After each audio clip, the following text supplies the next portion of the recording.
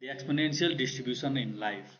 So what we are going to talk here is what is exponential distribution at first, and then its mathematical formula, its key properties, and how it models real life situation, and also the summary and takeaways. So first thing first, what is exponential distribution?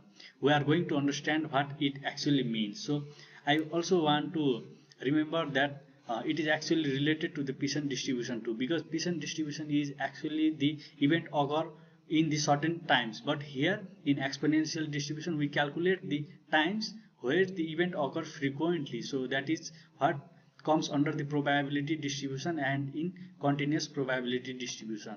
So it is used to process where event occur continuously and independently at constant rate.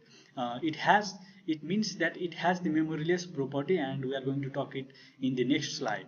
And here, if we have to give any example, then it would be the suppose the time until a light bulbs burn out, time between the earthquakes. So these are the real life problems, which is modeled by the exponential distribution. So its mathematical formula is simple, and it is the function of x given equals to lambda e to power minus lambda x, and where lambda is the rate parameters and event per unit time. So x is the time between events, and what is the interpretation is that as time increases, probability decreases exponentially, and its key properties which we need to understand is its mean. So mean is actually the expected value which is related to the lambda, and the actual formula is e x equals to 1 by lambda, and its variance is where x equals to 1 by lambda square. And so we are going to talk about the memoryless property, and the probability of an event occurring is independent of past event, which means that if the probability of first thing occur is 100%, then in also the certain time it have the same probability like the 100% which would occur at the last. So this means the memoryless property, and how it models the real life situation. So here I have put the reliability and failure rate. So what this actually means is, in industries, machine or electronic devices fail randomly over time. So the time until failure of a component often follows an exponential distribution because failures occur independently. And the next thing here is queuing system. So what it actually means is, in customer service, the time between customer arrival often follows an exponential distribution. This is because customer arrives randomly and independently without a fixed patterns. And the next thing here is radioactive decay. So this means that radioactive decay, atoms decay randomly over time. So the probability of an atom surviving, which means the not decaying, follows an exponential distribution. Now let's discuss about the real life example of this exact concept. Suppose someone raise a question of how long until the next earthquake, or how long it will take for a battery to be collapsed, or to know the probability of the next customer call. This whole concept can be used to find the answer of these questions. So I'll be explaining this concept and its use in real life with three examples. First being the time between earthquakes. So let's suppose we need to know if a rate of occurrence of earthquakes in certain time frame based upon the information provided. So of course this is an unpredictable event, so it follows an exponential pattern. If earthquakes in a region happen on average every 5 years, with 5 year is a mean, then the rate can be calculated as lambda equals to 1 by 5. So let's go or counter this problem with a question so that you can understand the exact thing and understand how this concept is exactly related in real life basis. So the question is, what is the probability of having an earthquake within the next 2 years? The time frame is given is 2 years. So just for your attention, the equation related to this concept is written in the right side, starting with PDF, which is probability density function, and there are other equations related to that concept. So to approach these questions, the solution comes through a cumulative distribution of function, where The question has given a time frame of less than or equal to 2 years. So the expression used is this. The expression is quite already given to you as how this expression have come and the definition of the function. So by using the CDF, we can know the probability which comes to be 0.3. So we can conclude it as about 33% of chance of an earthquake will occur in the next 2 years. With this information, like for example, a geologist can have information like, okay, there is a chance of this much, there is a chance of occurrence of earthquake at the probability of 33% in 2 years. So imagine a real life where you need an answer uh, of, for knowing of probability of natural things, then this might be a good approach. So similarly, the second example is a lifespan of electronic component like battery life of your phones, of your laptops. Yes, I'm talking about those kind of things. Now, we know these devices like light bulbs, electronic devices have unpredictable failure times. Like we can't exactly guess in how much hours or in how much time your battery is gonna drain, right? Or be dead. So suppose an LED light bulb has an average lifespan of 10,000 hours. We can also get the rate of this, which is lambda equals to 1 by 10,000, which simply means that at this rate, the lifespan is shortening. So let's counter this problem by a question too. So the question is, what is the probability that the light bulb lasts more than 12,000 hours?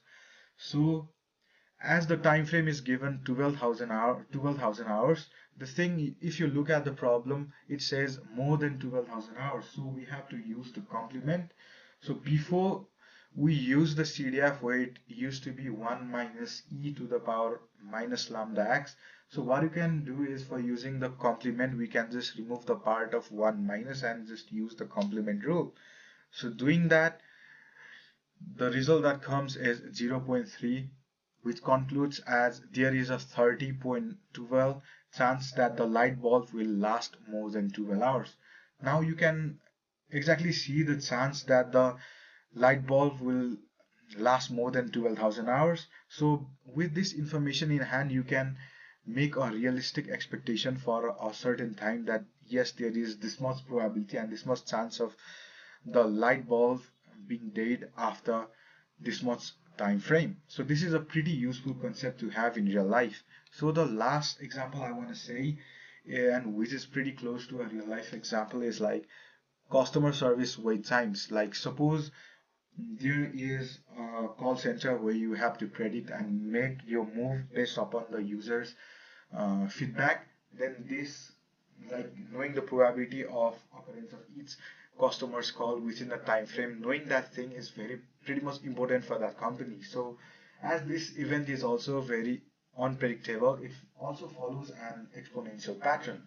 So suppose customers call a center on average every 3 minutes. So the rate can be calculated as we discussed, lambda equals to 1 by 3. That would be the rate of this event. Then let's just counter this problem also by equations so that you can understand it. So what's the probability that the next calls comes within 5 minutes? So same thing can be countered by the cumulative distribution function, which you can see in the screen. You can see the use of the expression and the result is 0.77, which tells us that there is likely 77% that the next call will happen within 5 minutes. Like, do you see the common gray spot in this all three examples?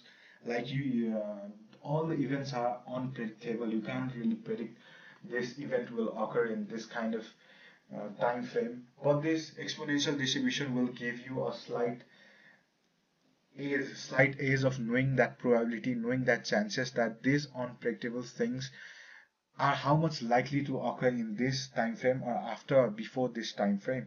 So this is pretty much useful concept in real life, and it is being used in real life actually. Now let's know about the useful analysis. Like these analysis can be useful for whom, like for whom kind of profiles, like this. Let's discuss about businesses. Like they use these calculations to optimize wait times and queue management. Like if they know which event and how kind of unpredictable event can be occurred in this kind of time, they can manage the queue, the length of queues, the length of people's feedback, people's attention. They can manage and they can prepare a plan for that. Similarly, for engineers, they can apply for reliability testing. Like they can know how, by using some sort of technology, how much long the electronic devices can last. Depending upon that, they can improve their works. And the third, which is most useful, is for geologists, which they can use it to access risk. They can use it to know the chances about natural hazards, unpredictable event that can disrupt anything, and so that make plan according to that. So this concept is pretty much useful in real life. And now this all equation will be explained in much more detail with a clear explanation how these formulas and expressions can be used to solve certain equations. Now we are going to tackle a fascinating and life relevant question. What is the probability that an earthquake will occur within the next 2 years? Now, if you live in seismically active area, this isn't just an abstract math problem. This is a question of preparedness, risk assessment, and even survival. So, why use the exponential distribution? Before we dive into the math, let's think about why this problem fits the exponential distribution. Imagine you are a city planner trying to design earthquake resistance infrastructures. Earthquake doesn't happen on a predictable schedule. They occur randomly, but at a somewhat consistent average rate over time. This is exactly the type of situation where the exponential shines. It models the time between random events that occur at a constant average rate. Now let's begin by applying the data where lambda equals 1 upon 5, which is 0. Equals to 2, and which is 1 earthquake per 5 years. Now px, which is less than or equals to 2, is equals to 1 minus e to the power minus lambda point 2, which is equals to 1 minus e to the power minus 0.2 times 2. Now simplifying this, we get px is equals to 1 minus e to the power minus 0.4. We find px is less than or equals to 2 is equals to 1 minus 0.6703 equals 0.3297, which is equals to 32.9% of occurrence of earthquake.